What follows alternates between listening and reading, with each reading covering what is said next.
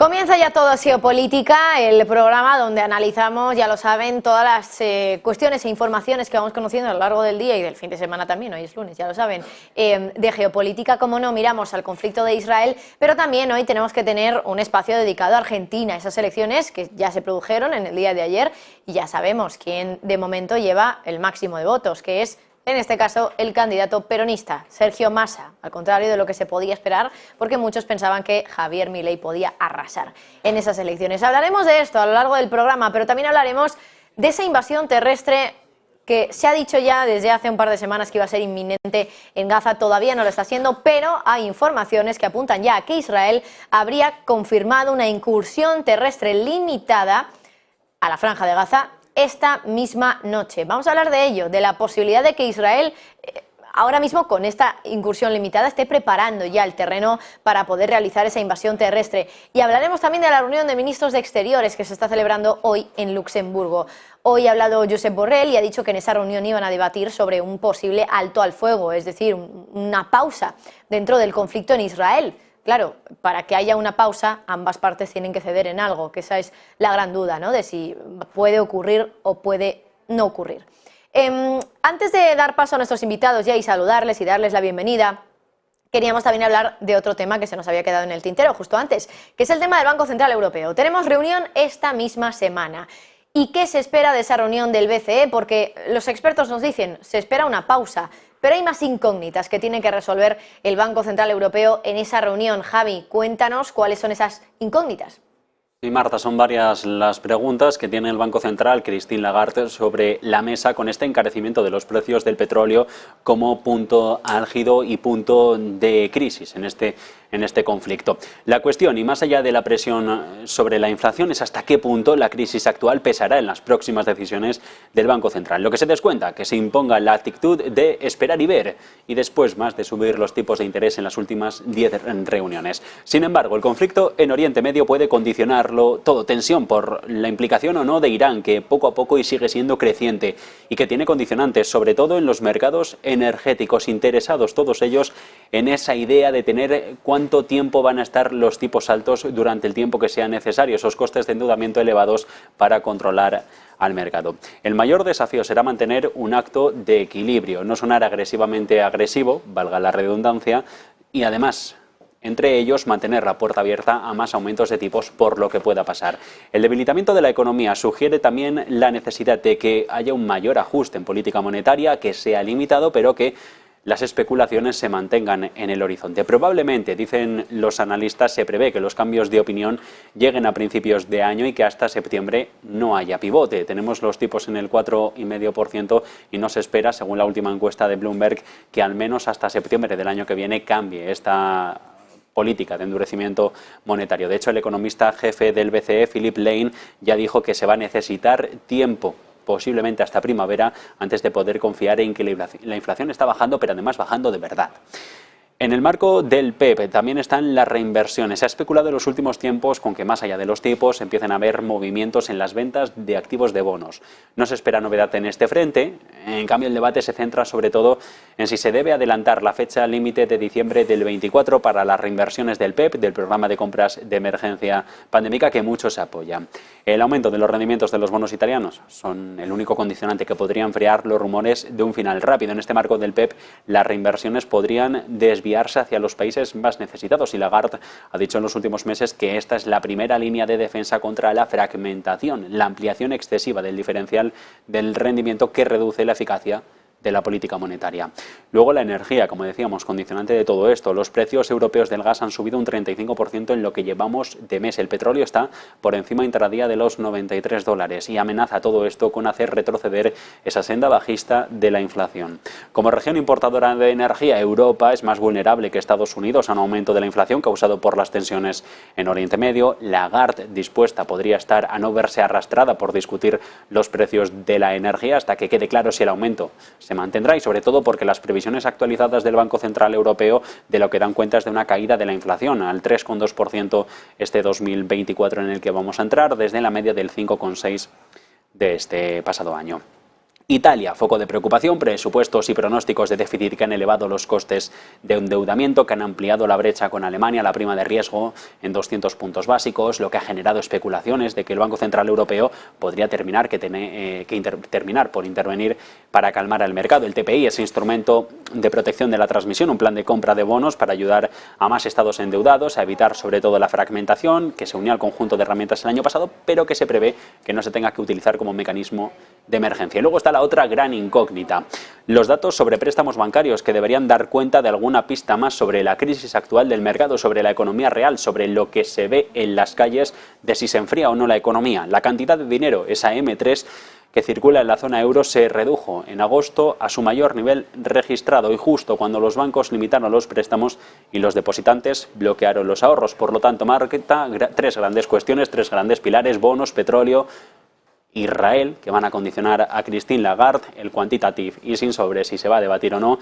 y la gran pregunta de qué hacer con Italia, si puede arrastrar al resto de Europa porque con ellos todo vaya mal.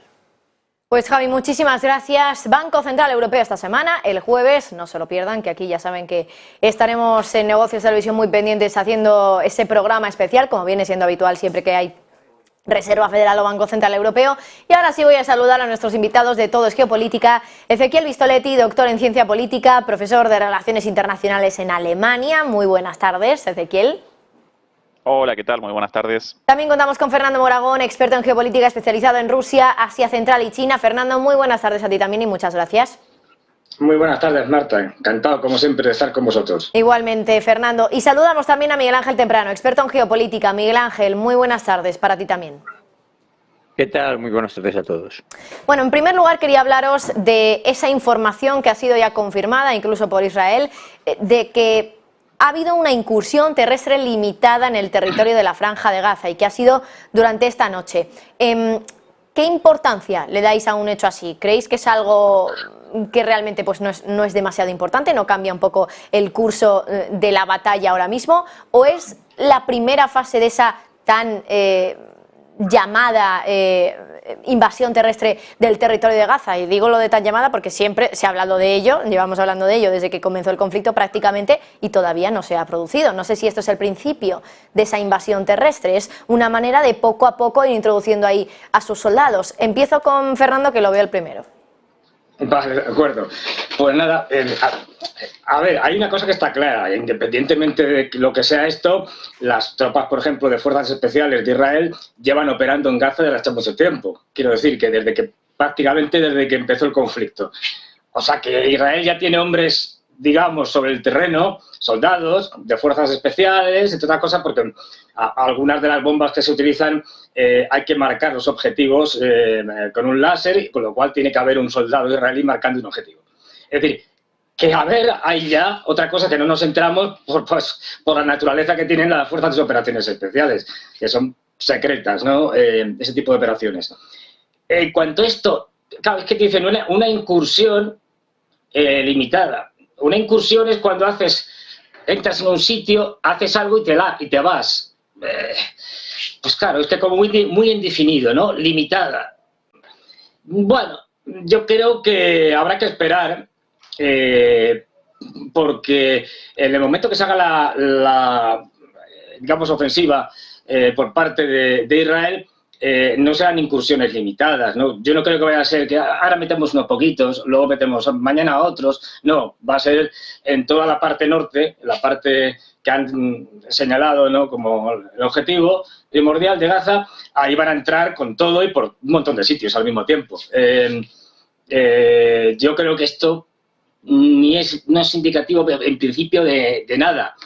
No olvidemos que ahora mismo lo que hay es unas discusiones enormes en Israel fundamentalmente entre algunos militares y el gobierno de Netanyahu, porque la idea en sí de meterse a conquistar la Franja de Gaza, derrotar a Hamás, es un disparate como una catedral. Y entonces están viendo la cantidad de bajas que puede haber por parte del ejército israelí y que la sociedad israelí actual no es la sociedad israelí de 1948 o de la Guerra de los 6 días o del Yom Kippur. Ezequiel, ¿cuál es tu opinión al respecto? ¿Crees también, como decía ahora Fernando, que en el momento de que realmente se vaya a producir esa ofensiva no van a ser estas incursiones limitadas, como hemos visto ahora? Aparecemos en el plano de la especulación, no solamente porque nosotros carecemos de los planes de Israel, sino porque el propio gobierno de Israel no puede determinar efectivamente su plan de acción. Y eso responde a lo que connotaría esta incursión terrestre para Israel, un peligro enorme sin ninguna garantía de la consecución de los objetivos. Jamás de seguro no va a desaparecer a partir de esta incursión. De hecho, si queremos realizar una reflexión un poquito más allá de los acontecimientos diarios o incluso semanales, jamás no va a desaparecer en tanto el conflicto de fondo no desaparezca, ¿sí?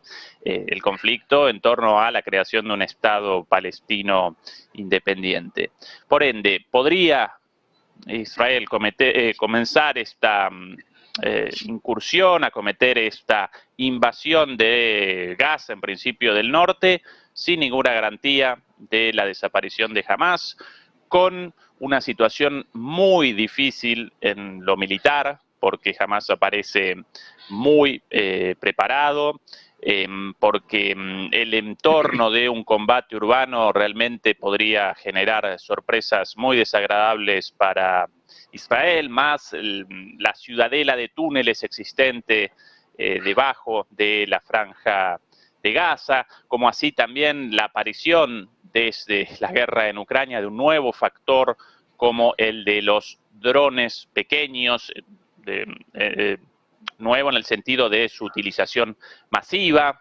A partir de esta novedad en la guerra, los países relativamente débiles presentan una capacidad de defensa mucho mayor que en el pasado, a partir de la posibilidad de ataques con drones muy pequeños o incluso de monitorización de las actividades a través de drones muy pequeños.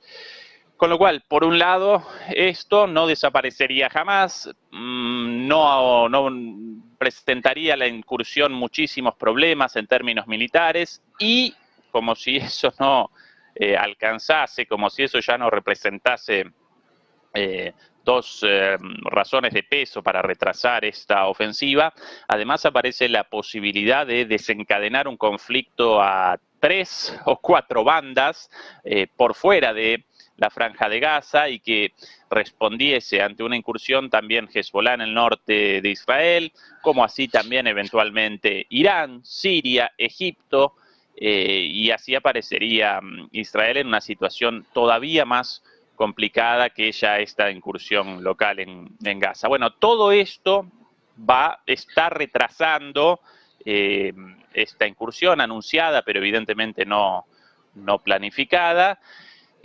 Por ende, redondeo mi respuesta. No podemos determinar nosotros cuándo va a comenzar, si va a comenzar, porque en estos momentos el propio gobierno de Israel y la oposición, este gobierno de unidad, tampoco lo pueden determinar ellos mismos. Miguel Ángel Temprano, sobre la incursión terrestre limitada que habría hecho Israel esta noche, ¿crees que es importante? ¿Podría ser la primera fase de esa invasión terrestre de la que tanto se ha hablado? ¿O estás un poco más de acuerdo quizá con los otros dos invitados, con Fernando y Ezequiel? Mira, en el primer día que ocurrió esto me preguntabais en antena también sobre esto. Yo decía que yo no me creía una invasión terrestre en toda regla, porque eso conllevaba un desgaste personal, es decir, en vidas humanas del ejército israelí muy potente. Yo más bien veía una cosa, pues lo que tenemos ahora un poco más extendida, donde, digamos, se ocupa una zona de la franja para, digamos, de esta manera protegerte, no solamente con una valla, sino con una zona que controlas. Yo no me creo que, me costaría creerme que los israelitas vayan a ir puerta por puerta.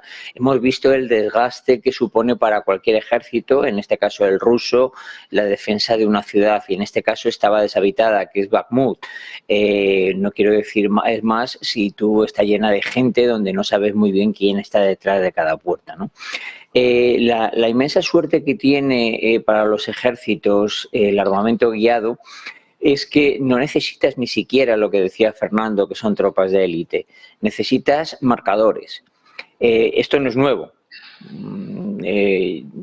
Donde yo estuve, las fabricábamos hace más de 25 años. Lo único que necesitas es alguien sobre el terreno que marque. Y es relativamente fácil, sobre todo cuando tienes totalmente capilarizado el terreno por parte de los servicios secretos israelíes, la zona de Gaza. Yo creo más bien, resumiendo, que Israel lo que va a hacer es ocupar una zona quizás un poco amplia, unos pocos de kilómetros de profundidad, no sé cuántos, porque tampoco Gaza permite mucho de eso, porque es muy pequeño.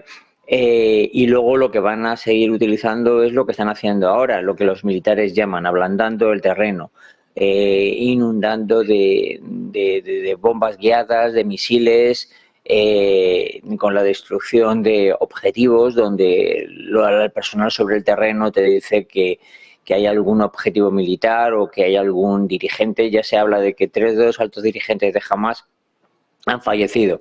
Pero no nos olvidemos que cuando Israel dice vamos a erradicar a Hamas, esto es imposible, porque Hamas no solamente está en Gaza, también tiene un brazo armado en Cisjordania. Cierto es que es mucho más pequeño que el que tiene en Gaza, que no compite realmente con Hezbollah, pero tiene y luego está irradiado por gente que está fuera en los campos de entrenamiento, que vive fuera porque está exiliada, pues muchísima gente, y además con una capacidad de atraerlos importante. Ni una cosa va a ocurrir ni la otra, en mi opinión. Cambiando de tema, aunque bueno, al final todo es un poco lo mismo, ¿no? Pero luego está el tema de Occidente, el papel de Occidente y las tropas incluso que estarían desplegadas de Estados Unidos dentro de lo que es el territorio de Oriente Medio. Lo que hemos sabido en las últimas horas también es que Estados Unidos está reforzando la presencia militar que tiene en Oriente Medio tras las escaladas que parece que están sucediendo. ¿Qué información nos da esto, que Estados Unidos esté reforzando esas tropas? ¿Consideran desde Estados Unidos la posibilidad de que incluso pudieran tener que entrar en ese conflicto o para qué están ahí esas tropas? Fernando. A ver, yo considero, o me apunto, digamos, a una hipótesis que es discutible, evidentemente, y es que al menos hay un sector en la administración Biden, porque Biden, como hemos visto, el hombre ya nos tapa muchas cosas, es decir, Blinken, especialmente la señora Victoria Nuland, Sullivan, toda esta gente, neocons, straussianos y demás, que se han dado cuenta de una cosa, se han dado cuenta de que una guerra con una gran potencia no la pueden ganar, con mucho empatar, pero es que no ganan ni con una mediana ni con una pequeña. Vemos el caso de Afganistán o de Irak. Resultado, lo que se han decidido es hacer guerras proxy, es decir, guerras a través de otros. Es lo que está pasando en Ucrania, una guerra de Estados Unidos y de la OTAN contra Rusia a través de otros, hasta el último ucraniano, recordemos, y es lo que va a hacer ahora en Oriente Medio con los israelíes. Por eso matan todos portaaviones, no solo para sacar músculo y decir aquí estamos, sino porque no olvidemos que para Estados Unidos sigue siendo un objetivo muy valioso Siria. No han terminado de asimilar el hecho de que Siria se haya recuperado y esté más o menos aliada con Rusia y el gobierno de Bashar al-Assad esté más o menos estable. Y luego al final ellos están haciendo una política de caotización de allí donde van. Oriente Medio, lo estamos viendo también y lo veremos posiblemente en Asia Central. No olvidemos que Biden, en el famoso discurso este que dio, cuando va y dice, no, bueno, 100.000 millones de dólares que pido y tal. Pero bueno, una parte tal importante para Israel, otra parte para Ucrania, bueno, y también para Asia-Pacífico, entiéndase, Taiwán. Y luego México, que también tenemos muchos líos. Es decir, para ellos, que saben que ya no pueden derrotar ejércitos de manera tradicional, lo que van a hacer es utilizar elementos proxy para generar un caos lo más posible en el mundo. ¿Y para qué quieren los norteamericanos un caos? Pues desde mi punto de vista, por una cuestión económica.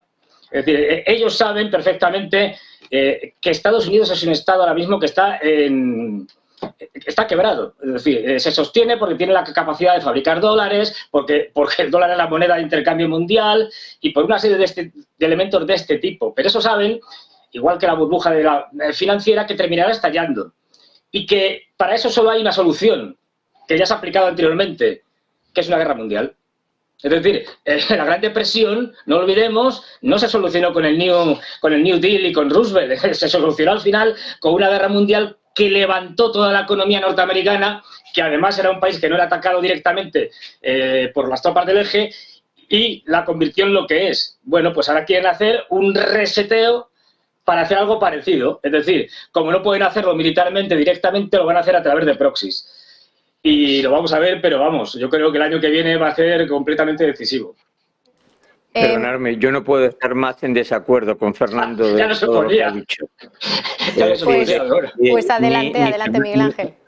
Ni Estados Unidos está quebrado, ni necesita una guerra mundial, ni va a haber una guerra mundial, ni cosas de ese tipo. O sea, absolutamente nada. Estados Unidos manda músculo militar allí por dos motivos muy sencillos. Porque tiene dos aliados en la zona a los que tiene que mostrar ayuda. Otra cosa es que luego eso sea real. Pero una cosa es darla y otra es mostrarla. Uno es Israel y otro es Arabia Saudí. Nada más. Estados Unidos ni va a entrar en un conflicto, ni, o sea, lo apoyará, pero vamos, nada de provocar ni guerras ni cosas de esas, ¿no? ¿Y entonces qué es una guerra mundial? Pregunto. Pues donde están implicados la gran mayoría del planeta. Ah, pues aunque estamos ahora. Esto no tiene nada que ver con una guerra mundial. Ah, no están implicados un montón de países de África donde están luchando, por ejemplo, en Mali, el grupo Wagner. Pero son guerras diferentes, o sea, son guerras diferentes. No, lo que está ocurriendo en el Sahel no es nada comparable, no tiene nada que ver en el Sahel o el control del Sahel por parte de una serie de cierto es que comparten la religión, pero la religión musulmana es una de las tres grandes. ¿Está actuando Rusia allí, sí o no? Pues por supuesto, pero que eso no tiene nada que ver con una guerra mundial, ¿no? No puedo estar más en desacuerdo contigo de lo que estoy. No, ya. Y Ucrania no, pero yo te digo, dices, todo el mundo, ¿no está afectando a todo el mundo? Ucrania, en Europa, estamos hablando de ese no es el concepto de una guerra mundial. Disculpadme que os interrumpa. Llevamos en guerra toda la vida. Entonces, ¿cuál es?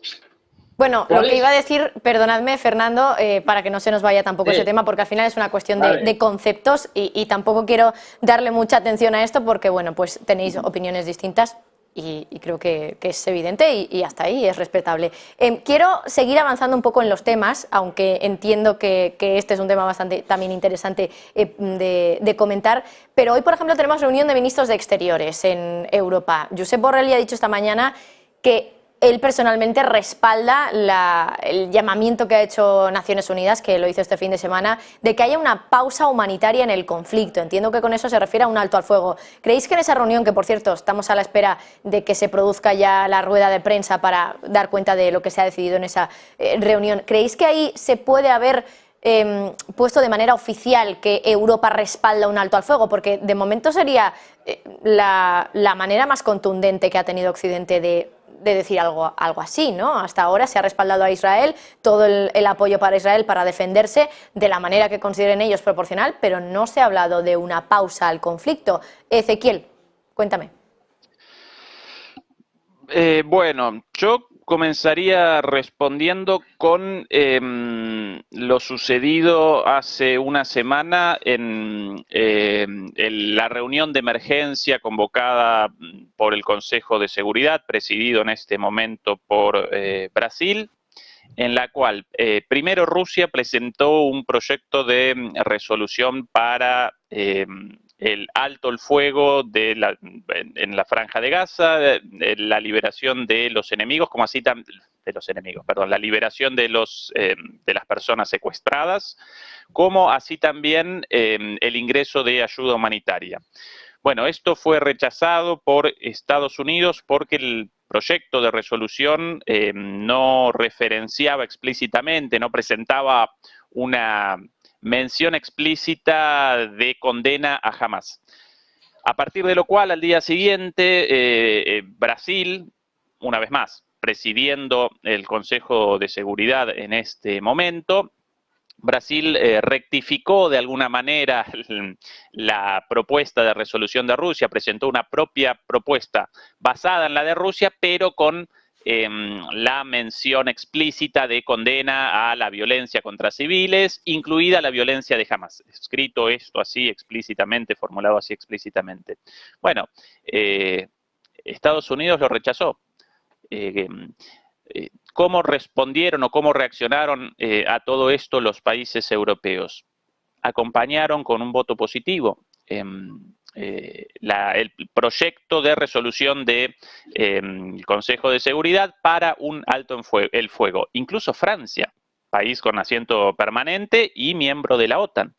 Con lo cual presenciamos fracturas en cuanto a la posición de los miembros de la OTAN o de la OTAN en sí, de Occidente, entre comillas, respecto a esto.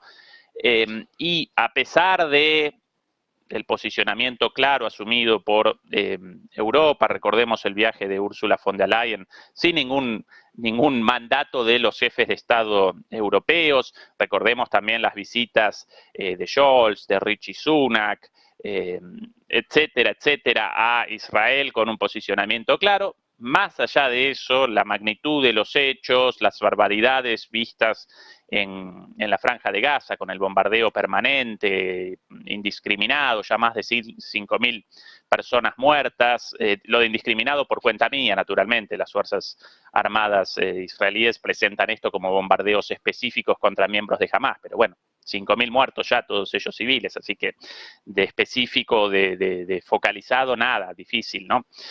Bueno, a pesar de ese posicionamiento claro, la magnitud de los acontecimientos y la posibilidad de un desmadre, de un descontrol de esta situación, genera en Europa un llamado a un alto el fuego, incluso una vez más apoyado por Francia en el Consejo de Seguridad, pero después rechazado por los Estados Unidos. Así que esa es la postura actual, por lo menos, de una buena parte de la diplomacia europea, dentro del marco de apoyo a Israel, aún así un llamado al alto el fuego, ¿no? Enseguida, Miguel Ángel y Fernando, os doy paso también con ese tema porque todavía estamos a la espera de que salga Josep Borrell a hablar. Tengo que hacer una pausa publicitaria, así que nada, nos vamos unos minutitos, enseguida volvemos, les contamos también una última hora, en este caso de macroeconomía, que tiene que ver con la confianza en Europa, y también volvemos aquí en Todos Geopolítica con más información al respecto y análisis de lo que está ocurriendo en el conflicto de Israel.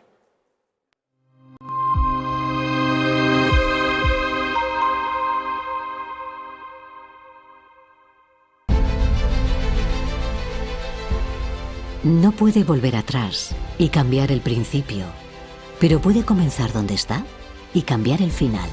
En Luna Sevilla queremos ser su asesor financiero de referencia para mejorar su presente y su futuro patrimonial, prestando nuestros servicios como agentes de Caser Asesores Financieros. Somos una empresa con una clara apuesta por la formación de calidad, la información transparente y objetiva, y por el asesoramiento financiero personalizado y continuado. Visite nuestra web lunasevilla.es o llame al 91 762 3442.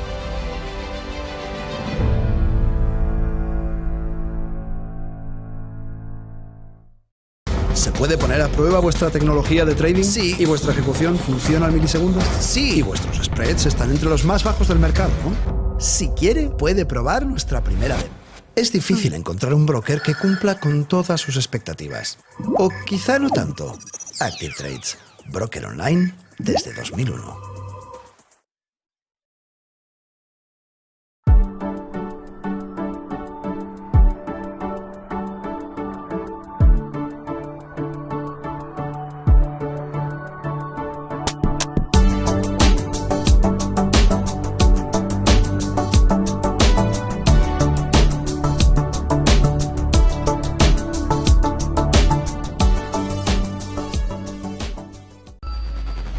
Localizarnos ahora es más fácil. La economía a tu alcance. Empresas, inversiones, tecnología. Ya en la app de Movistar. Vive la economía. Negocios Televisión.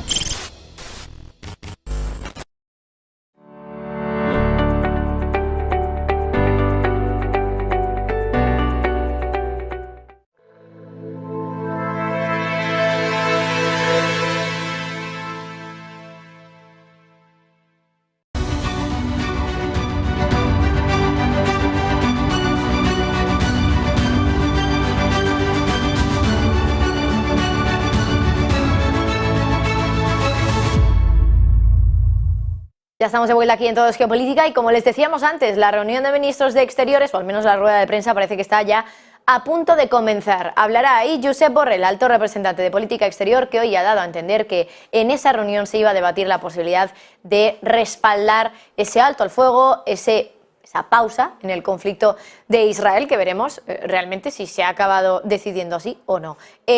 Antes de eso, les decíamos antes, teníamos que contarles una noticia de última hora en cuanto a la macro, en este caso confianza del consumidor en Europa. Javier del Valle, muy buenas tardes, cuéntanos cuál ha sido ese dato, porque sabemos que en Europa de momento hay países que no están gozando de la mejor salud financiera, por ejemplo Italia, por ejemplo Alemania. ¿Cómo está la confianza de los consumidores en la eurozona? Muy buenas tardes, Marta. Pues efectivamente vemos una contracción, sobre todo más importante a nivel manufacturero y en las fábricas en Alemania, con esa producción industrial, y en otros países que poco a poco van sufriendo también los efectos de la subida de tipos. Todo esto en un entorno en el que encima preocupa el posible repunte otra vez de la inflación y de los precios energéticos. Dentro de todo esto estamos viendo un consumidor donde su sentimiento poco a poco se va deteriorando otra vez. De hecho, el sentimiento del consumidor en la zona europea, en la eurozona, cae otra vez a menos 17,9, cuando el mes pasado estaba en menos 17,8. Así que se mantiene más o menos en los niveles del mes pasado, pero cayendo una décima porcentual más. Si miramos la confianza en la Unión Europea está en menos 18,7 y la de solo la zona euro sería la de menos 17,9. Vemos sobre todo que después del repunte que se produjo desde mediados de 2022, como pueden ver en el gráfico, el sentimiento volvía a mejorar a medida que también las perspectivas económicas volvían a mejorar y el consumo estaba fuerte. Y ahora, en 2023, es cuando estamos viendo, a partir de verano aproximadamente, cuando eso se está revirtiendo. Y de nuevo, el sentimiento del consumidor vuelve a ser un poco más pesimista, no a niveles de 2022, porque está muy por encima de los niveles que se veían a finales de 2022, justamente en octubre, cuando fue ese suelo de mercado. Pero sí que es verdad que estamos teniendo un giro dentro del sentimiento que poco a poco se va volviendo un poco más pesimista a medida que se acaba el verano, a medida que el consumo poco a poco cada vez es más difícil de mantener y sobre todo, como tú decías, Marta, las subidas de tipos van poco a poco mermando en la economía y en la actividad, sobre todo de las fábricas. Bueno, pues confianza del consumidor en la eurozona, que cae ese menos 17,9. Javi, muchísimas gracias. Y volvemos con la geopolítica. Se está preparando ya Josep Borrell, alto representante de Política Exterior, para dar cuenta de lo que se ha hablado en la reunión de ministros de Exteriores. Y recuperó la conexión con estos invitados, con Miguel Ángel, con Fernando y también con Ezequiel. Hablábamos de lo que se puede esperar de esa reunión, de ese posible respaldo europeo del alto el fuego, y lo decía y le daba importancia también, entre otras cosas, porque desde Occidente hemos visto cómo se ha respaldado con contundencia, desde luego, a Israel, se ha dicho que tiene derecho a defenderse, pero ahora parece que también se estaría planteando la posibilidad, también desde Europa en este caso, no tanto desde Estados Unidos, pero desde Europa, la posibilidad de un alto el fuego, es decir, pausar el conflicto. Miguel Ángel, ¿cómo lo ves? ¿Cómo ves este giro, entre comillas, de Europa, que todavía no se ha llegado a producir? Porque, insisto, Josep Borrell solo ha dicho que iban a hablar del tema, pero no ha salido ningún documento oficial que nos diga que Europa respalda ese llamamiento de Naciones Unidas. ¿Qué te parecería si finalmente lo acaban haciendo? Bueno, para empezar, no podemos olvidar algo que quizás estemos perdiendo demasiado rápido la perspectiva. Quien ha empezado todo esto ha sido Hamás. Quien ha tirado los cohetes ha sido Hamás. Esto no ha sido una provocación por parte de Israel de absolutamente nada. De hecho, el caso ha sido que si algo tiene de Israel de culpa es que se le ha escapado a sus servicios secretos un ataque de esta envergadura. Es decir, a esto hay que ponerle un nombre. Todo lo que pongamos a partir de ahí detrás de ese nombre es decir que bueno, pues los israelitas se defienden más o menos de una manera más brusca o menos brusca. Pero se han llevado a más de 200 secuestrados hoy en día. Tienen en el territorio de Gaza la gente de Hamás y son israelitas. Luego discutiremos sobre si se merecieran o no se merecían esto. Yo creo que ningún Estado se merece que nadie le ataque de la manera que fue atacado. Dicho esto, Europa, al parecer, bueno, pues tiene una postura que le duele, pues porque determinados gobiernos, hay determinados miembros de esos gobiernos que, bueno, pues no apoyan la política israelita. El ejemplo es el español que, bueno, pues porque tiene una facción de su gobierno que apoya descaradamente lo que ha ocurrido, es decir, los ataques de Hamás y lo que está ocurriendo. Obviamente, si nos ponemos esos ojos, Ezequiel, en nuestro gobierno Podemos apoya descaradamente lo que está diciendo. Si no, mira lo que dice Yone Belarra durante todos estos días. Ese es el ejemplo español. Y en otros gobiernos 3/4 de lo mismo. Dicho eso, obviamente dentro del territorio de Gaza hay una barbaridad de gente que no tiene culpa de absolutamente nada y que no puede irse, no puede emigrar, no puede hacer absolutamente nada y se ve condicionada por el cerramiento de las fronteras. Y eso es una de las cosas que habría que intentar velar por ello, porque los no culpables no tienen que pagar por lo que hacen los culpables. Entonces, yo realmente, Europa yo creo que intenta buscar una solución en un sitio donde desgraciadamente no lo hay. Fernando, por favor. Sí, yo creo que, bueno, esto de que el conflicto lo ha empezado Hamás, digamos que esta parte última la ha empezado Hamás, que no es lo mismo. Es decir, porque no olvidemos que Hamás, antes de ser Hamás en el 87, el jeque Yassin fue financiado gustosamente, y eso está más que comprobado, por instituciones de todo tipo israelíes, con lo cual podemos decir que Hamás es una medio creación del Estado de Israel. ¿Y por qué? Porque así dividía el movimiento palestino y hacía un movimiento radical islamista que se opusiera a la OLP, que es, como sabemos, una organización laica y que mucho más moderada. Con lo cual, este escenario lo ha creado Israel, en última instancia. Es como hicieron los norteamericanos en Afganistán, apoyando a Bin Laden, apoyando a los mujahidines, y luego pasa lo que pasa, se te vuelve en el monstruo de Frankenstein. Pero bueno, dicho esto, lo que diga la Unión Europea es absolutamente irrelevante, porque no pinta nada. Es decir, el señor Borrell puede aquí decirnos que apoya la conquista de Marte. Es que da igual. ¿Quién es el que determina y quién puede influir ahora mismo en Israel? Estados Unidos, por ejemplo. Pero para que veamos aún más, el tema de los rehenes. ¿Dónde se está negociando? ¿Se está negociando en París, en Berlín, en Londres? No, en Doha, en Qatar. Porque Qatar, que es un país donde los hermanos musulmanes de alguna manera gobiernan, es decir, tiene mucha más capacidad de maniobra. Porque Europa no pinta nada. Es decir, y aquí pueden decir lo que quieran. Encima, empezaron estupendamente. Es decir, empezaron diciendo el comisario, no me acuerdo quién era, vamos a suspender toda la ayuda a Gaza, y luego Borrell diciendo, no, toda la ayuda, no, hombre, vamos a llevar ayuda y tal. Es decir, con posiciones completamente opuestas, es un caos, y ahora lo que tendrán que hacer es intentar que ese caos que tienen interno con posiciones distintas, sacar una posición común, pues bueno, para presentarla y parecer que se hace algo. No van a hacer nada, y lo que hagan y lo que digan es irrelevante, tanto para Israel como para Hamás, como para los palestinos. Es decir, ¿quién decide que se hable el paso de Rafah? ¿Lo decide la Unión Europea? No, lo decide Israel, o lo decide Egipto, pero no la Unión Europea. Es decir, Fernando, ¿de qué estamos hablando? Una cosa que se me ocurre al escucharte. Es verdad que al final Estados Unidos y Europa siempre van alineados, por eso, aunque es verdad que parece que Estados Unidos tiene más influencia sobre lo que hace Israel, me resultaría extraño que Europa y Estados Unidos tengan una opinión distinta de cómo hay que llevar ese conflicto, que Europa diga que están a favor de un alto el fuego, de una pausa, y Estados Unidos no lo haga. No, cierto, pero vamos a ver, Europa efectivamente está alineada con Estados Unidos, no Estados Unidos con Europa, que es distinto, en lo cual, bueno, se puede permitir aquí el lujo, porque a Estados Unidos le da igual, decir, no estamos a favor de un alto el fuego, como si, es decir, cuando yo hago proclamas que sé que no se van a realizar nunca, diga yo lo que diga, pues se puede hacer, es decir, Vale, y ya veremos qué dice, porque intentarán hacer algún revuelto en el cual estamos a favor de un alto el fuego, pero al mismo tiempo apoyamos a Israel. Es decir, pero claro, hay que distinguir que Hamás y los palestinos son cosas distintas. Es decir, intentarán hacer un revuelto, un pastiche, como suelen hacer.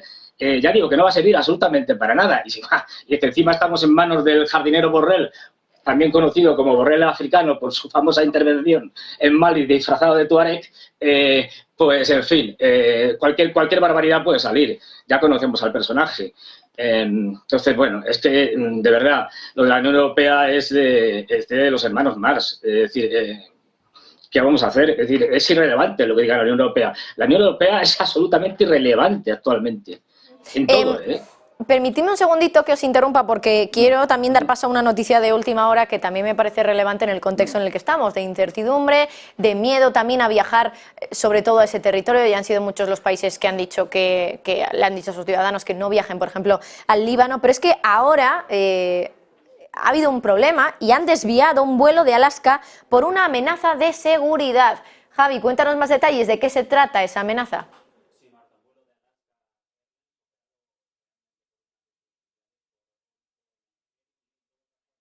Me dicen los compañeros que no estamos escuchando a nuestro compañero Javi. Vamos a intentar recuperar este sonido. Estábamos hablando, como les decíamos, de una amenaza de seguridad por la que se habría desviado a un vuelo de Alaska Airlines. Y estábamos intentando descubrir un poquito más de detalles sobre la amenaza de seguridad que habría parado o que habría desviado este vuelo. Creo que ya podemos escuchar a Javi. Vamos a comprobarlo. Sí, ahora Marta, no sé si me escuchas. Efectivamente. Sí, parece que sí. Alaska Airlines, un vuelo operado por Alaska Airlines, concretamente por una de sus filiales, por Horizon Airlines, ha desviado un vuelo en Portland, Oregón, en Estados Unidos, y todo por una amenaza de seguridad en uno de los tripulantes de la cabina que, al parecer, según se está publicando a esta hora de la mañana en Estados Unidos, habría intentado apagar los motores del avión en este trayecto que en un principio operaba hacia la ciudad de San Francisco, que ha tenido que ser desviado al aeropuerto regional de Portland, el operado, como decíamos, por una filial de Alaska Airlines, por Horizon. Uno de sus tripulantes de cabina habría intentado apagar los motores del avión, provocando una amenaza de seguridad, y por ello la decisión de la tripulación de cabina habría optado por desviar este vuelo hacia otro territorio. Dice que el ocupante estaba autorizado, pero eso sí que a día de hoy representa una amenaza para la seguridad, sobre todo también para la seguridad de los viajeros de este vuelo, pero de momento la información que nos llega es esta última hora, de un avión que se redirige hacia un aeropuerto regional de Estados Unidos. En principio el destino final estaba en San Francisco, pero después de que uno de los ocupantes de la cabina hubiera intentado apagar los motores, ha tenido que ser desviado. Amenaza de seguridad nacional en este contexto de crecientes preocupaciones por lo que pueda derivar del conflicto en Oriente Medio. Pues Javi, muchísimas gracias. Información de última hora. Y seguimos un poco con el análisis que llevábamos teniendo. Estábamos hablando de la reunión de ministros de Exteriores, que por cierto estaba esperada para las 4, han pasado 45 minutos y todavía no tenemos noticias. Pero ya saben que en estas cuestiones siempre suelen ir con retraso. Y también quería plantearles a nuestros 3 invitados qué escenarios políticos se pueden abrir a partir de ahora para Gaza, porque hemos hablado, lo hablamos por ejemplo el viernes pasado, de que Israel dice que su responsabilidad de Gaza terminará cuando acaben con Hamás. Pero claro, ¿qué ocurre con ese territorio y con las 2 millones de personas que viven ahí? Ezequiel, ¿qué podría pasar políticamente con Gaza cuando todo esto termine? Que claro, eso también habría que verlo, ¿no? ¿Cuándo va a terminar todo esto y en qué condiciones? Pero imaginémonos que finalmente Israel termina con Hamás y se acaba aquí de momento el conflicto. ¿Qué escenarios políticos se abren para el territorio de Gaza? Ese es el punto en cuestión. Con éxito pequeño, mediano o grande en esta incursión, Hamás no va a desaparecer. Esta representaría por lo menos la 4ª incursión en las últimas décadas de Israel en la Franja de Gaza, desde 2005, con el retiro unilateral de Israel de los territorios de la Franja de Gaza y el posterior bloqueo. Presenciamos incursión tras incursión ante ataques y contraataques de Hamás y de las Fuerzas Armadas israelíes, o bien por por ataques con cohetes, o bien por el secuestro de 3 adolescentes, o bien por un ataque como el sucedido ahora. Este conflicto comienza hace 75 años y presenta distintos momentos de escalada sin la desaparición de ese conflicto de fondo con la creación de un Estado palestino. No va a desaparecer, si no desaparece el problema de fondo, no va a desaparecer jamás, y no va a desaparecer la resistencia armada, incluso la resistencia armada terrorista, como la de Hamás. Por ende, ¿qué podemos presenciar en los próximos años? Bueno, difícil determinar la salida de esto en este momento de tanta imprevisibilidad, pero a la luz de lo que presenciamos en los últimos años, una apuesta por una apuesta del gobierno israelí hacia una solución falaz, incompleta, de tipo militar y securitario, ¿sí? Fueron abandonados todos los intentos por generar un acuerdo de paz y un Estado palestino. Bueno, ¿cuál entonces la política de Israel y de Estados Unidos de los últimos 10 años, más o menos, después del fracaso de los últimos intentos de un acuerdo de paz? Bueno, una respuesta securitaria, una respuesta militar, ¿sí? Responder a los ataques ida y vuelta con mayor o menor virulencia, por lo general, con una virulencia enorme, considerando el número de bajas de uno y del otro lado. Así que la política de Israel de los últimos años con este gobierno, en realidad con el gobierno de Netanyahu en sus versiones anteriores, ahora con este gobierno de Netanyahu mucho más a la derecha, ¿sí? Recordemos que comienza como un gobierno, Netanyahu participó en el gobierno en diversas ocasiones, en este momento aparece a la cabeza de una alianza política con partidos de la extrema derecha, con partidos supremacistas, con partidos ultraortodoxos. Bueno, esa es la apuesta. Esa es la apuesta desde hace 10 años y la apuesta actual, la de una resolución militar sin una verdadera salida y la continuidad de todo esto. ¿Cuál la novedad? Quizás la única novedad de esta última escalada. Bueno, el hecho de la fuerza asumida por Hamás, el hecho de la posibilidad de un enfrentamiento con otros países ya mucho más fuertes que en la guerra de los 6 días, como ¿sí? Líbano, Siria, Irán, incluso Egipto, y la situación naturalmente a escala global de una reconfiguración del orden mundial en la cual Estados Unidos ya no representa el único poder hegemónico, de hecho aparece en una situación de crisis en muchos aspectos, con lo cual la salida securitaria a este conflicto aparece cada vez más improbable y cada vez menos efectiva, ¿sí? Esas las apuestas de las distintas partes, ¿sí?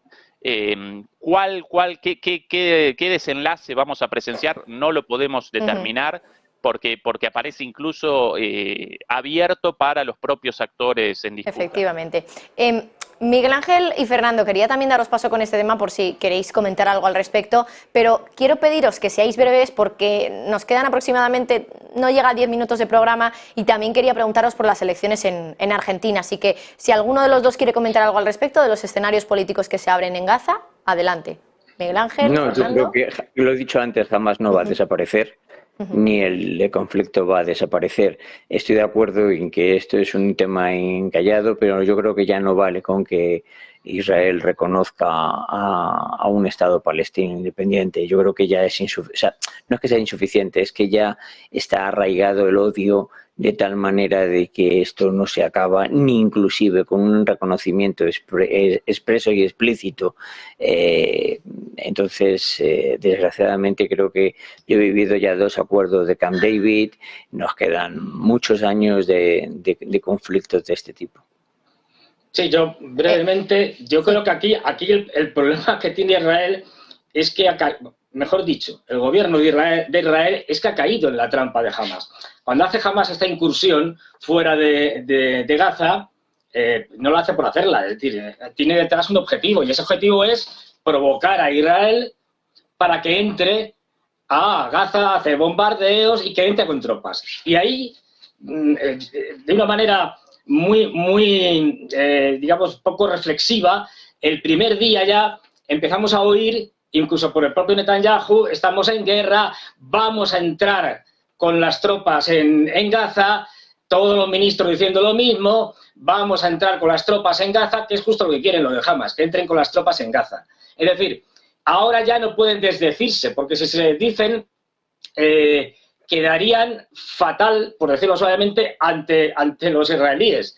Y están pillados en una situación, de ahí el impasse, que si entran, que si no entran, porque hay división interna y porque saben que después de haber prometido vamos, a diestro y siniestro por todos los medios de comunicación que iban a entrar a saco con las tropas de tierra y que iban a conquistar Gaza y acabar con Hamas, ahora, ¿qué van a hacer? Pues no tienen solución ninguna. De hecho, incluso han confesado que después de que hagan esto, suponiendo que lo hagan, pero bueno, después de que hagan esto, cuando se les pregunta vale, conquistan ustedes Gaza, ¿y qué hacen?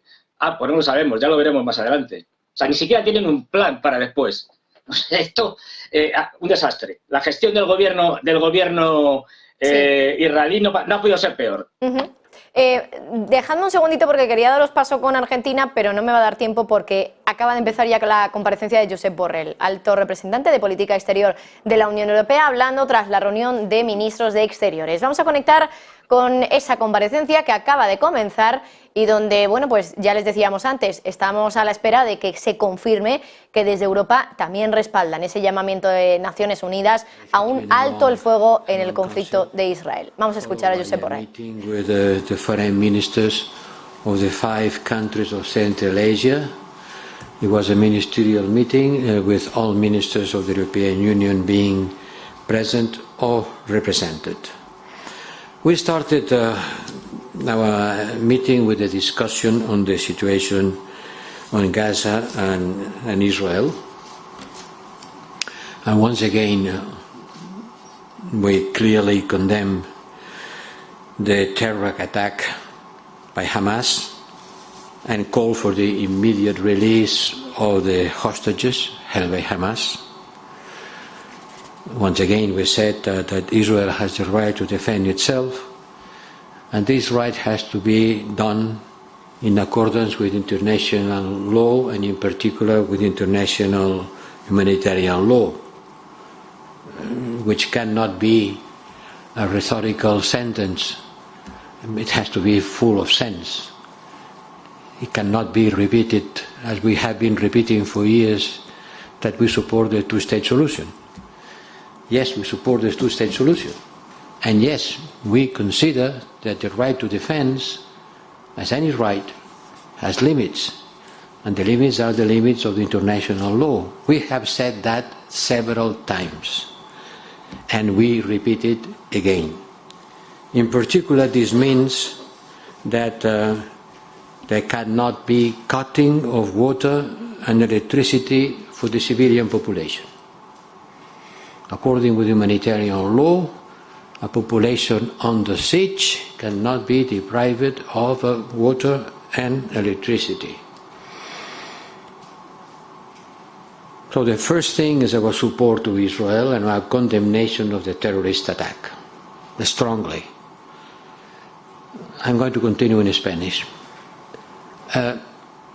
Creo que nadie mejor que el pueblo judío para saber cuánto daño puede hacer un ser humano a otro. Creo que nadie mejor que el pueblo judío, que tanta persecución ha sufrido a lo largo de los siglos. Bueno, empieza con toda una declaración de intenciones Josep Borrell respaldando que todavía siguen apoyando a Israel y su derecho de defenderse, pero dice, tiene límites ese derecho de defenderse, hay que ajustarse a la ley internacional. Es una especie de tirón de orejas también para Israel, que como digo, mantiene ese apoyo de la Unión Europea, pero con límites, dice Josep Borrell. Entre ellos, ¿cuáles son los límites que ha mencionado el alto representante de política exterior de la Unión Europea? Pues, por ejemplo, quitarle el agua a la población civil, a una población que está sometida a un asedio. Dice que eso no se puede permitir, recortar o cortarle más bien el agua y la luz a los ciudadanos, a los civiles dentro de una población asediada. Dice que eso no se permite en la ley internacional y que por lo tanto no lo debería realizar Israel a pesar de tener ese derecho para defenderse. Seguimos escuchándole porque ahora ha cambiado al castellano, así que vamos a ver qué dice Josep Borrell. La crisis humanitaria en Gaza. Y para eso es imperativo que se pueda acceder con ayuda humanitaria y que llegue a la gente que lo necesita. Ha habido primeros convoyes, pero muy pequeños. Antes de la guerra, 100 camiones al día llegaban a Gaza. Y ahora están llegando 20 al día, cuando las necesidades son mucho mayores. Estos primeros convoyes son un signo positivo, pero tienen que aumentar en velocidad y en cantidad. Y tienen que aportar medicinas y comida, y los ministros se han mostrado de acuerdo en que además tiene que aportar el combustible necesario para hacer funcionar las plantas de desalinización y de producción de energía eléctrica. Porque básicamente el agua en Gaza se obtiene o de pozos o de estaciones de desalinización del agua de mar. Y saben ustedes cómo funcionan estas instalaciones. Funcionan con electricidad. ¿Y cómo se produce la electricidad? Se produce con combustible. Si no hay combustible, no hay electricidad. Si no hay electricidad, no hay agua. Y si estamos a favor de que la gente en Gaza pueda tener acceso al agua, tenemos también que estar a favor de que se suministre a través de los convoyes de ayuda humanitaria el combustible necesario para ello. Por eso el apoyo a UNRWA es esencial. Y tengo que lamentar la muerte de casi 30 agentes de UNRWA en el ejercicio de sus funciones de apoyo al pueblo de Gaza. Es esencial y los Estados miembros, los ministros han apoyado que este apoyo financiero se mantenga y se continúe de acuerdo con todos los recursos presupuestarios a ello dedicados. Como ministros de Exteriores nos hemos también dedicado a estudiar la relación con otros agentes regionales, otros agentes internacionales. Hay que evitar una escalada regional. Está claro que Rusia está intentando sacar provecho de esta situación a través de campañas de desinformación masivas. No debemos perder de vista el objetivo final, que es la solución de los dos estados, pero eso llevamos 30 años hablando y cada vez parece que se aleja en la medida en que el número de colonos en los territorios del West Bank se ha multiplicado por 3 en los 30 años que han pasado desde los acuerdos de Oslo. Hemos discutido las perspectivas de paz en la región y decidido que Europa tiene que comprometerse en volver a lanzar un proceso político. Teníamos lanzado uno que nos llevó a una reunión importante en Nueva York durante la UNGA en septiembre, pero después de lo que ha ocurrido, los objetivos de este proyecto quedan demasiado cortos. Hay que reinvigorar, reforzar y elevar el nivel de nuestra ambición, para lo cual tendremos que enlazar con nuestros colegas, nuestros países árabes, para ver los límites del perímetro de la acción política que pueda detener este ciclo de violencia. Para mí esta es la quinta guerra que veo en Gaza. y he escuchado muchas veces, esta vez vamos a acabar con Hamas. Lo he escuchado demasiadas veces. Es importante, como ha dicho el presidente Biden, que tengamos en cuenta también la situación del pueblo palestino en Gaza. Creo que la locución del presidente Biden a la nación americana en la víspera de nuestra cumbre en Washington contuvo elementos muy importantes con respecto a la necesidad. Bueno, pues de momento ninguna mención a esa pausa del conflicto de la que hablaba Josep Borrell antes de comenzar esta reunión. Hablaba de una pausa humanitaria. Bueno, pues esas dos palabras no las ha mencionado todavía. Lo que sí que ha dicho es que hay que evitar que haya una escalada de este conflicto. Y acto seguido ha mencionado a Rusia. Dice concretamente que Rusia está intentando sacar provecho de esta situación a través de campañas de desinformación masivas. Y por otra parte, ha dicho que una de las soluciones, no lo ha dicho, lo ha dado a entender, una de las soluciones a esto es una solución política. Dice que Europa tiene que comprometerse a volver a lanzar un proceso político para el territorio de Palestina. Dice que ya tenían lanzado uno, que les llevó a una reunión en Nueva York, pero que los objetivos de ese proyecto quedan demasiado cortos. Ahora, insiste, es la quinta guerra que veo en Gaza. Palabras textuales de Josep Borrell, que de momento, como digo, no ha mencionado las palabras pausa humanitaria o alto el fuego. Escuchamos de nuevo a Borrell, que sigue hablando en esa comparecencia tras la reunión de ministros de Exteriores. ¿De qué manera abordar las necesidades más urgentes de Ucrania en materia de defensa? Todavía no hemos conseguido resolver el problema de la último segmento de la European Peace Facility. Seguimos buscando una solución. De una manera u otra la encontraremos. Hemos discutido los compromisos para garantizar la seguridad de Ucrania en el medio y en el largo plazo. Hemos propuesto una aproximación holística que combina la tradicional asistencia militar con otros elementos basados en ciberseguridad y aumento de la resiliencia de Ucrania en todos los frentes, desde el económico hasta el industrial.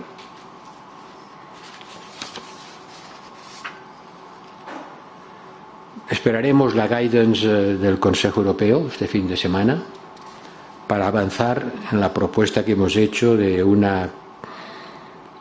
fondo para Ucrania dentro de la European Peace Facility, pero para eso necesitamos que el Consejo Europeo nos dé la guía política necesaria. Lo mismo digo sobre la fórmula de paz, que va a tener otra reunión pronto en Malta para conseguir el mayor apoyo posible de los Estados miembros de las Naciones Unidas.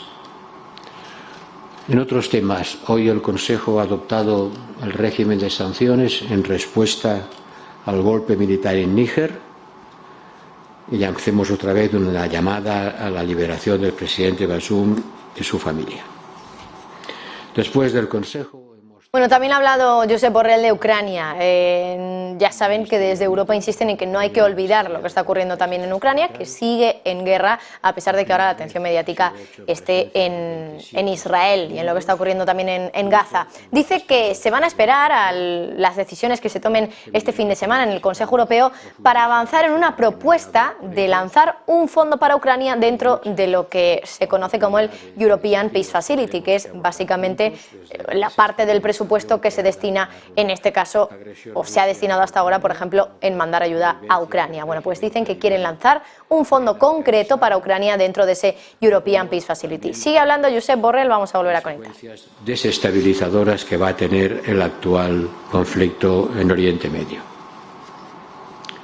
Hemos aprobado un programa de cooperación en materia de seguridad, de comercio, de inversiones, de transporte, de energía verde, de desarrollo sostenible, de conectividad, de cooperación en educación, en ciencia y en innovación.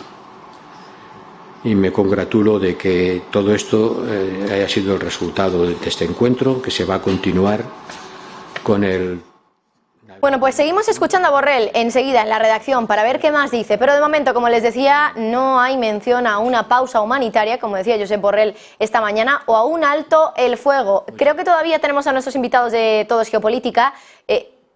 Perdonad también que os hayamos hecho esperar un poquito, pero quería escuchar bien a Josep Borrell para terminar preguntándoos por lo que dice. Como digo, nada de alto al fuego. Sí que ha hablado de que no escale el conflicto más allá, que no haya una escalada regional, incluso ha citado a Rusia. Os pido que seáis muy breves porque tenemos que hacer pausa publicitaria ahora también y volver a hablar de economía y de los mercados. Pero ya que estábamos escuchando a Josep Borrell, pues quería preguntaros por ello. Ezequiel, empiezo contigo. ¿Cómo valoras las palabras de Josep Borrell? Difícil generar sentido de muchas situaciones en este momento, tanto respecto a la dirigencia europea y a sus decisiones, como respecto a la dirigencia estadounidense y sus decisiones. Aparentemente, en este caso aparecería un matiz entre Europa y Estados Unidos en cuanto a la potencia del apoyo a Israel. Evidentemente, Borrell está presentando una postura mucho más moderada que la de Estados Unidos, pero por otro lado, recuerdo también que hace poquito Biden, en su discurso a la nación estadounidense, después del viaje a Gaza y en un discurso supuestamente dedicado a el conflicto en Gaza, inmediatamente, tras 2 minutos de alusiones a Gaza, inmediatamente comenzó a machacar con la necesidad de no abandonar la intervención o el apoyo a Ucrania por parte de la OTAN y de Estados Unidos. Lo mismo aquí Borrell, por ende, ahí por el contrario, aparece un alineamiento claro en el hecho de rechazar este segundo conflicto, la apertura de un segundo conflicto para la OTAN y para los países del norte global, y establecer el foco en Ucrania, en la continuidad de Ucrania y en el enfrentamiento proxy contra Rusia. Remacho una vez más. Las idas y vueltas sin mucho sentido, los matices, las diferencias, las contradicciones, en mi opinión responden al desconcierto, a la desorientación actual de los países, bueno, en primer lugar de los Estados Unidos y a grandes rasgos de la OTAN en general, ante la reconfiguración de el orden mundial, y en el marco de este desconcierto aparecen contradicciones como estas. Por el lado de enfrente, bueno, China y Rusia, como así también el resto de los países de los BRICS y muchos países del sur global, están presentando una postura cada vez más unificada respecto a todos los conflictos, el de Ucrania, el de, bueno, los muchos conflictos en África, el de la Franja de Gaza, con lo cual presenciamos, por un lado, desconcierto y por el otro lado, cada vez una unidad mayor. Así que aparecemos encaminados hacia la consolidación de esa reconfiguración a escala global del orden mundial. Por cierto, justo ahora estábamos en el turno de preguntas y le han preguntado a Josep Borrell al respecto y ha dicho que una pausa en la violencia sería necesaria para que entre ayuda humanitaria. Me da la sensación de que esto lo dice a título personal, pero no hay, como digo, un comunicado oficial de que la Unión Europea, los países de la Unión Europea respalden una pausa en el conflicto. Miguel Ángel y Fernando, insisto en que por favor seáis breves, pero quiero que comentéis algo al respecto. Miguel Ángel, empiezo contigo. Bueno, realmente muy rápidamente, yo creo que Borrell está ahora mismo en una encrucijada. Tenemos un conflicto a las puertas de Europa, donde no se le puede dar la victoria bajo ningún concepto a Rusia, donde hay que seguir apoyando obviamente a Ucrania, pero eso tiene un coste que yo no sé hasta qué punto estamos dispuestos todos a pagar y durante cuantísimo tiempo. Por lo tanto, la situación política que tienen ahora mismo ellos en respecto a los apoyos de unas u otras guerras no se la desearía absolutamente a nadie. Yo creo que la gran mayoría de los europeos compartimos el deseo, pero ya no son tan mayoría los que comparten el pagarlo. Entonces es una situación bastante complicada que no sé muy bien cómo se va a resolver. Yo creo que tampoco lo saben ellos. Por último, ¿qué te ha parecido las palabras de Borrell? Pues él lo ha dicho, el discurso de Biden fue muy importante y yo voy a decir más o menos lo mismo. Me alineo completamente con el señor Biden y mezclo el conflicto de Gaza con el conflicto de Ucrania, y además digo que esto, el beneficiario de lo de Palestina y tal, y de Israel, es Rusia. Hay que meter a Rusia como sea, es decir, a cajón. Entonces, bueno, está haciendo básicamente lo mismo que hizo Biden, diciendo nosotros estamos con Estados Unidos y los Estados Unidos han pedido 100.000 millones y nosotros también vamos a pedir dinero, no sé qué cantidad, porque vamos a seguir haciendo lo mismo, es decir, apoyando a Ucrania hasta el último ucraniano, ¿no? Porque todo el mundo sabe, y esto ya lo reconocen todos los analistas, incluso los de Estados Unidos, que Rusia va a ganar, nos guste o no. Y eso es así.